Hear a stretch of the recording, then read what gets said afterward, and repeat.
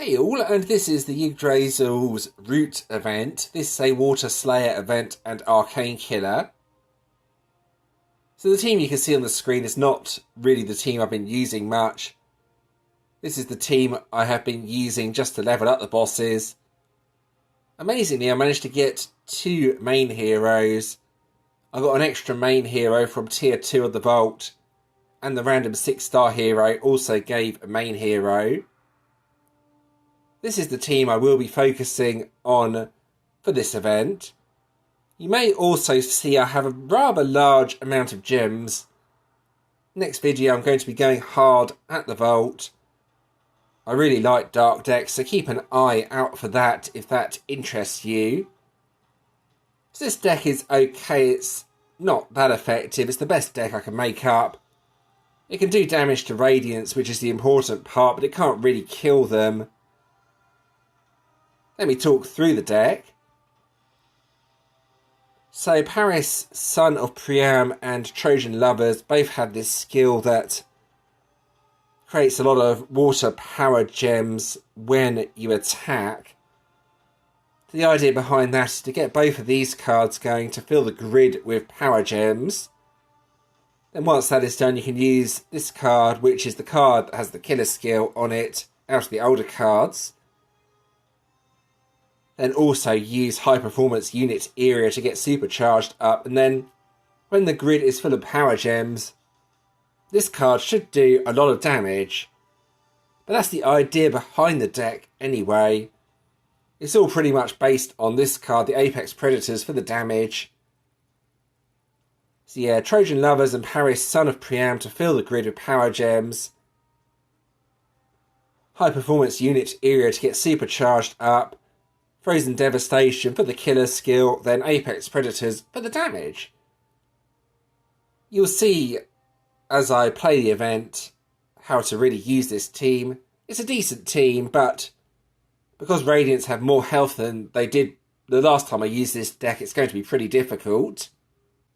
Alright, so onto the relics. They're slightly strange actually. I have the Arcane Killer relics as usual, but I also need an Immortal Killer relic and a Dark Immortal Killer relic at that to spawn a few Dark Gems at the start so I can get High Performance Unit area going. I can't really put another Dark Relic on the team, otherwise I won't have any Water Gems at the start.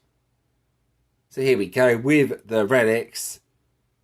The basic Arcane Killer relics. This one breaks 4 shields. This one breaks 3 shields, and then this one doesn't break any shields, but it is a Water Slayer relic. And it is also Arcane Killer as well. So that's the 7 shields. And then this one is Immortal Killer. Since the damage is focused on Immortal, this relic is quite useful to have on the team. And then the Dark Relic at the end. That's to make sure I have a few Dark Gems at the start. So yeah, it sounds quite complicated, but this team is actually pretty easy to use. The problem is it's quite slow. You may have seen that the event deck is extremely powerful this time around. So it's going to be hard on any unlocked bosses. So what other decks are there that you can use this time around? Well, if you have the event deck, maybe try using the Jailers. I'm seeing quite a few players use the Jailers. Since this is an Arcane Killer event, that should hopefully help with the damage. Then you can also add some sort of delay card. That's pretty much the most effective team I am seeing being used. So yeah, give that a go and see if that works. Otherwise, experiment with several other ideas. You might be able to get something working with area like I have here. If you have event cards, it should be more powerful than what I have. Another card that might be useful this time around is Circuit Break Hilaria. I'm going to scroll down to that. It's an old card, but should be pretty effective with the current event deck as it increases Arcane Killer attack, as you can see here. It might be quite hard to use, so if you do have 2 copies of Circuit Break Hilaria, that might be the best thing you can use with 3 event cards. It's definitely worth trying anyway if you're struggling for ideas this time around. So since I only did 2 tiers of the Bolt, there's not much point in featuring this in the video, and I didn't record it anyway. So let's get on with the actual event. Alright, so I have an Inferno Radiant up to test my team on. So I'm going to give this a go as the timer's getting a bit low. I'm not sure how long it's going to take to kill this boss. Right, I use my better team. So this is pretty effective, but compared to the event deck, it's not going to be able to compete easily, I don't think. Bosses tend to die very quickly due to the intense amount of power that the event deck actually has. So I'm aiming to try and get enough dark gems going early on. There we go. The other problem with this team is the HP. So yeah, this might be a bit of a challenge, but we will see.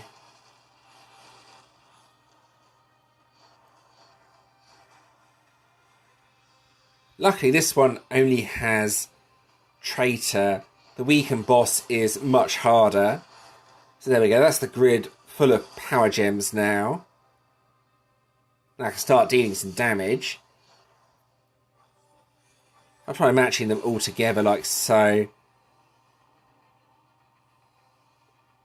So yeah, the team can survive. Just pay attention to the damage on Apex Predators. That's where all the damage is with this deck.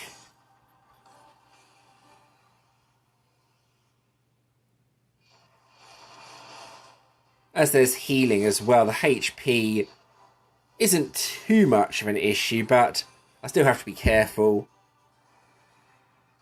I also have to make sure I have enough dark gems. There we go, nice, that would get rid of Traitor, and then use the 2 Trojan Lovers cards to get all the power gems on the grid. Then start hitting. So yeah, this is going to be a tough event. The damage compared to the event deck is not very good, but it's getting there slowly. I don't think I'm going to be able to get MVP on the boss though, so I may have to rally it to someone else. I'm not overly fussed about this event though. I don't enjoy Water Slayer, so I'll just do what I can.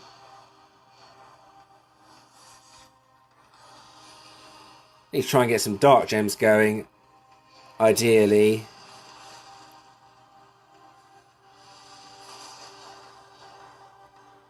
Yeah, I was Traitor may kill me if I'm not careful. Health is getting rather low, as you can see. Right, here we go. I should be able to get out another decent attack though, so here we go.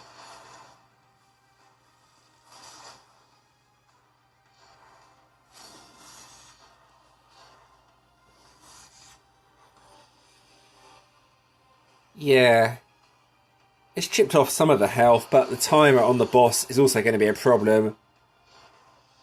You kind of need to kill Radiance just to stay in Legends. I'm going to run out of time now. I'm going to give it another go, I think. That wasn't a bad first attack, though. And then I can get one more hit out if I'm quick. Here we go. There we go, nice.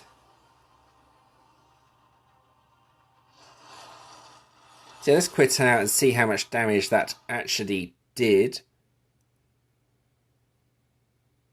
That was about 5 minutes. 5 minutes, and that got me 10%. So I think I'll try and get 20% on the boss. Yeah, I'll give it another go. This gives you an idea of what the team can do, but it can't quite MVP the Radiance. I'm going to have to rally that to friends, otherwise risk losing it completely.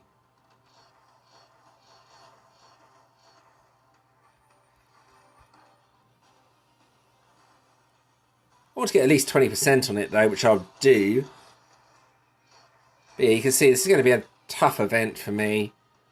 This isn't a bad deck, but it's not super effective. On the weaker Radiants, from a few events back, this was actually pretty powerful, but now the Radiants are a lot stronger, it's not really doing that much damage anymore.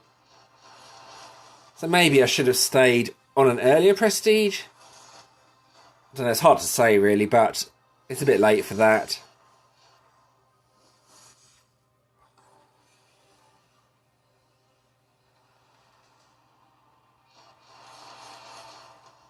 But at least it's doing damage. It would kill core bosses without too many problems. I do have a core boss up as well. I obviously want to try and defeat this Radiant first. A lot of trophies in an Inferno Radiant.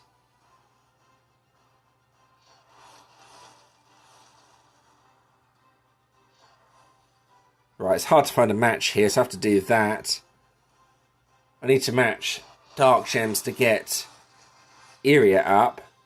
Or should I say Supercharged up. There we go, use the 2 Trojan Lovers cards.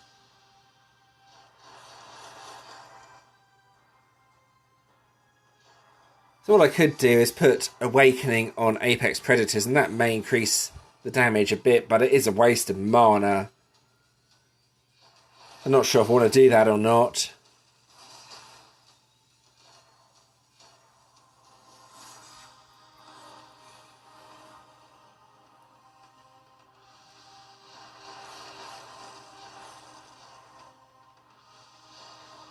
A bit better than the previous grid actually. I can get Supercharged going again. What I'm trying to do, so you never know. If I rally I might still get MVP. I'm going to have to be quick though. I think someone else will probably kill it if I rally. And I'll just get the 20%, but it's better than it timing out, I guess. But yeah, this gives you an idea for what sort of damage this deck can do. It's not spectacular, but it's by far the best damage I'm able to do out of all my decks, so it's what I'm going to have to use unless I somehow get the event deck. Which is unlikely as I'm saving all my gems for the dark deck that's coming up. I like dark decks and want to focus on those as my GVG attack team is based around dark.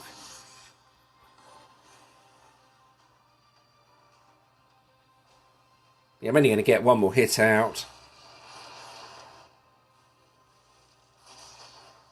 Actual fact, I might even die here as there's no dark gems on the grid as you can see. Yeah, let's just quit out at that point. So yeah, that should have been enough for 20%. There we go. I'm going to rally friends now. Then try and get a bit more damage on it. I don't want it to time out. Alright, so moving on to the event rewards. It's a pretty decent collection this time around actually. It gives those lovely Legend Trials coins. The 200 silver coins, especially useful. 8 shots at getting gems. It is unlikely you'll get any gems, but sometimes you get 500 gems from a silver boss. The core could be useful for some players if you don't have your hammers done yet as well. It's mainly the Legend Trials coins though that are useful from this. So there we go. And now this time around I think it might be a Warden, but I'm not 100% sure on that. Let's have a look. No, it's a Dragoon. It's a Fire Dragoon. I was wrong. Okay. Increases self-attack by 60%. Oh, it doesn't spawn any power gems by the looks of it, so yeah, that doesn't look that powerful as it is now, but with all Dragoons, you need to see what it can specialise into before you can determine how good it is. So it's hard to say if it's worth working on. It probably is if you can get a 6-star version out of the event. That's entirely up to you. So this is quite a short video this time around. Next video should be good though when I spend all those gems. I have an offer for a guaranteed main hero. I already have 2 main heroes though, so I'm not going to be going for that. If it was going to give me a master or ultra hero, I would go ahead and get that, but the main hero is not really worthwhile. If you get the support hero, it's 1,000 gems for 4 cards and a support hero, and that's not too bad. That's maybe something worth considering if you want to take a gamble. That's entirely up to you. So now let's have a look at the actual event deck. Now this deck seems extremely overpowered. Here we go. Creates 10 water power gem level 7s. Now and at the start of next turn. When ambushing, gains the bonus attack buff for 1 turn. And creates 20 additional water power gem level 7s. Now that ambush skill makes this ridiculously powerful. So yeah, it is a very, very strong deck. If you have the event deck, you should dominate this event. It's almost to the point where it's impossible to play without the event deck. You need the event cards to be able to play the event, but we'll see how well I do. Probably not that well. I'll probably drop back into Emperors, but I'm okay with that. And then the 2 individual cards. He looks a bit weird, actually. Ulf, Hand of Tyr. There you go, has the ambushing buff as well as with the ultimate form. I'm not seeing any damage boost on this though, just a lot of power gems, unless it's on this card. Yeah, it's just extra power gems, but after being attacked, delay all enemies' next attack turn by 1. Yeah, you can see that working with the jailers, can't you? As soon as that delay hits, jailers boost up the damage, and then you do massive damage. Yeah, really powerful deck. I'm quite surprised about how powerful this deck actually is. If I wanted to play this event, I'd probably go for the deck, but I have no intention of really playing this that much, so I'm not going to be going for it. And that's the end of the video. I hope you enjoyed watching the video. As always, if you do have any questions or suggestions regarding this video, please let me know in the comments and I'll do my best to help. If you did enjoy this video, leaving a like and subscribing to the channel is always appreciated. Thank you to those that have already subscribed, and thanks for watching.